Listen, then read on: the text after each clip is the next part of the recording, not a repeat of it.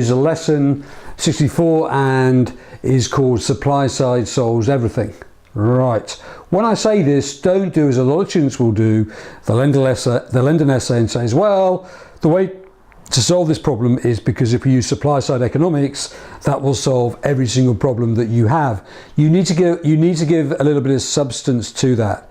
So for example, if you've got an essay on how will a fall in the exchange rates improve macro performance, you can then say, well, it will probably improve 3 of the 4 objectives, but you're likely to get cost push inflation.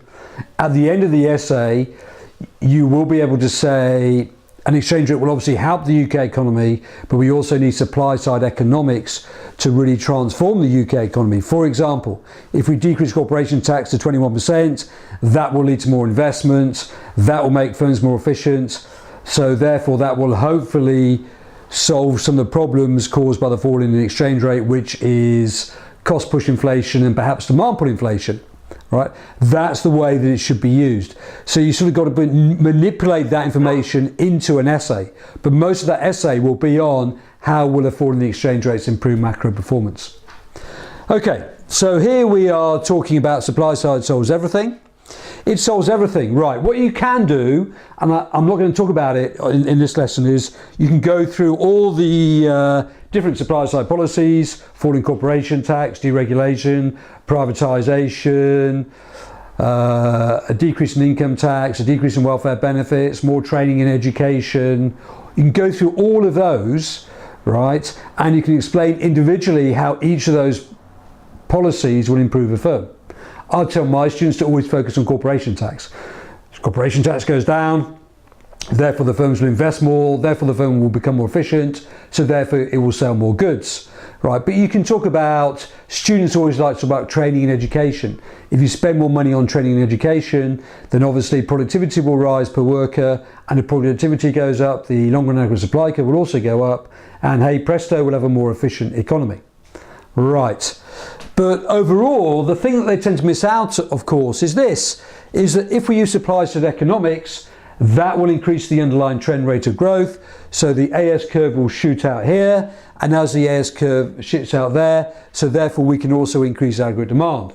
So therefore we can very quickly see on here that national income will rise from here to here, and therefore we're going to get more economic growth, and also we're going to get more employment.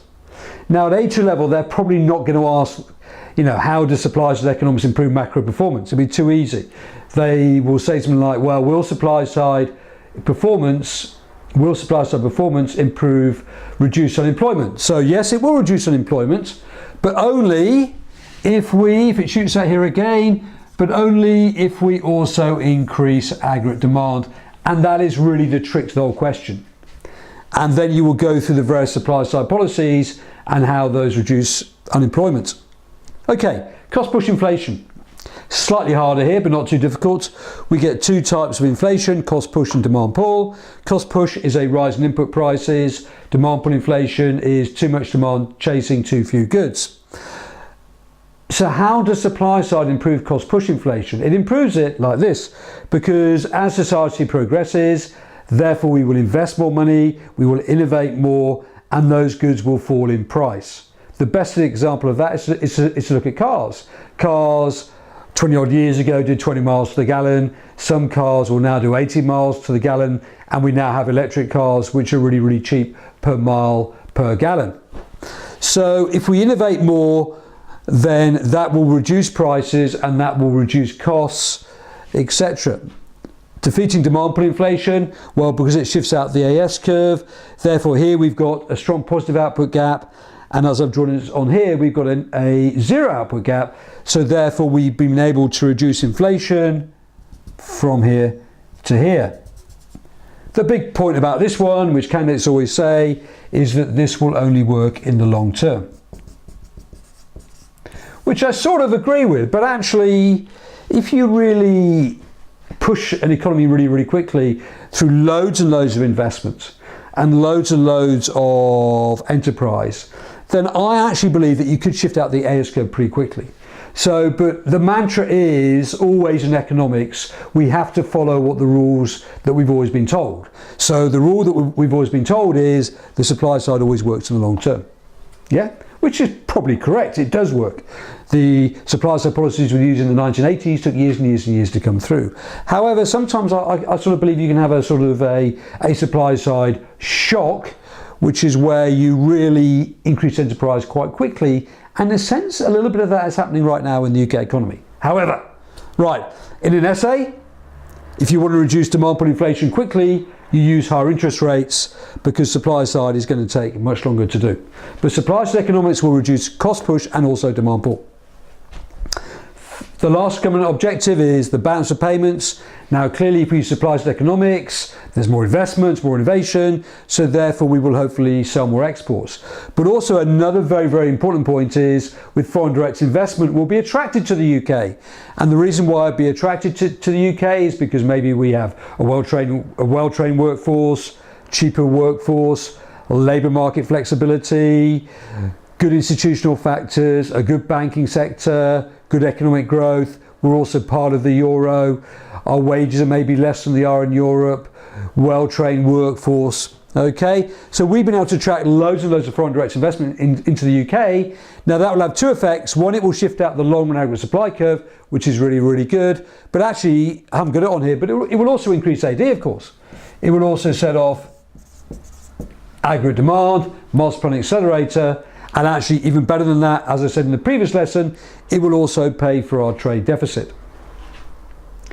And this is really good because what you want to try and do in the UK economy is to rebalance the UK economy away from consumption and government spending, away from consumer debt and government debt, towards investment and exports.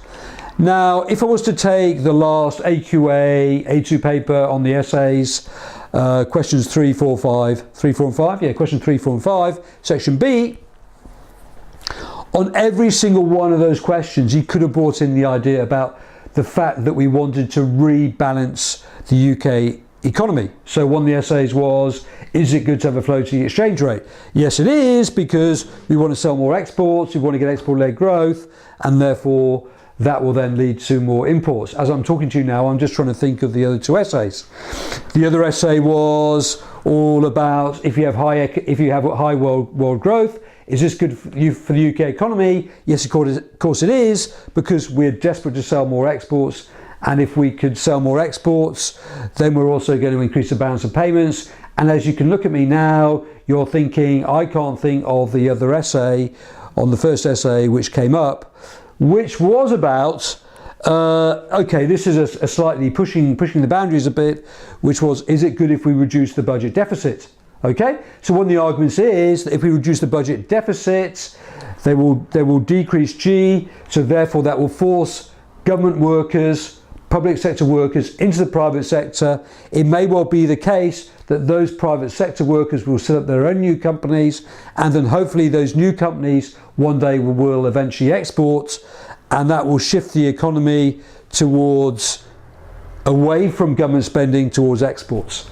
So these sort of ideas will come up all of the time. I think sometimes candidates are waiting for an essay which says, how do you rebalance the UK economy? Which is dead easy. You just say, well, okay, we have low interest rates, we have low interest rates, we have low exchange rates, low corporation tax, more investment, more exports, and we've rebalanced the UK economy, right? They're probably not going to ask that question, okay? You have to be able to think your way through an economics A2 exam, which is really, really good actually, and it's a good test for candidate skill. But good supply side, we're also going to attract more foreign direct investment as well, which will shift out AD, and of course it will also shift out AS. So in theory, therefore, supply side solves everything. Just beware of the slight little trick, obviously.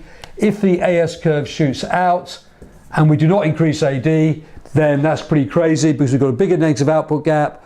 Here it's from here to here, so we've also got to increase AD.